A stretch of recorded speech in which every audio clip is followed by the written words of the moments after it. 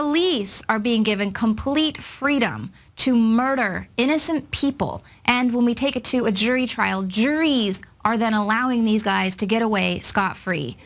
The 2011 beating of a mentally disabled homeless man, Kelly Thomas, who was beaten, tasered, suffocated, and pistol whipped by no less than 6 police officers, and all of this was caught on video.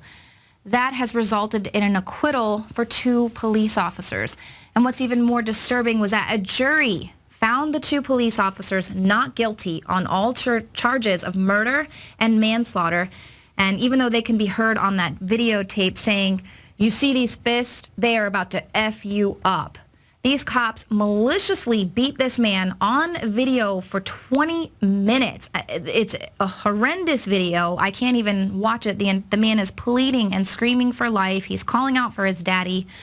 And the jury just decided that Thomas, coincidentally, he chose to die of this undiagnosed heart condition in the hospital 5 days after he was beaten unconscious, and he never regained consciousness. And an attorney for one of those police officers said, "These peace officers were doing their job. They had no malice in their heart."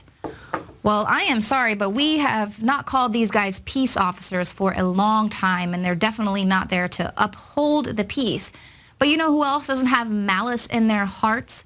Serial killers, cold-blooded killers, people who have no emotions. If you just listen to that man pleading on the videotape, to not be able to stop yourself or to figure out another way, 6 men beat him and were restraining him, to just cuff the guy, put him in a cop car, but instead there's a huge pile of blood on the ground, and these guys are just getting their rocks off of beating this man who was mentally disabled and homeless.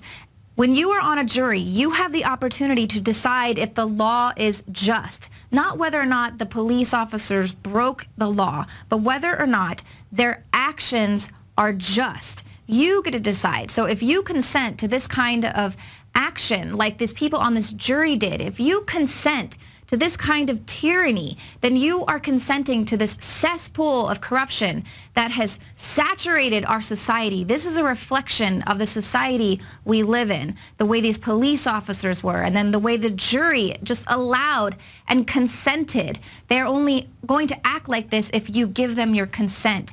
And this is what's creating the society where 6,000 reports of child abuse and neglect go uninvestigated by the Child Protective Services.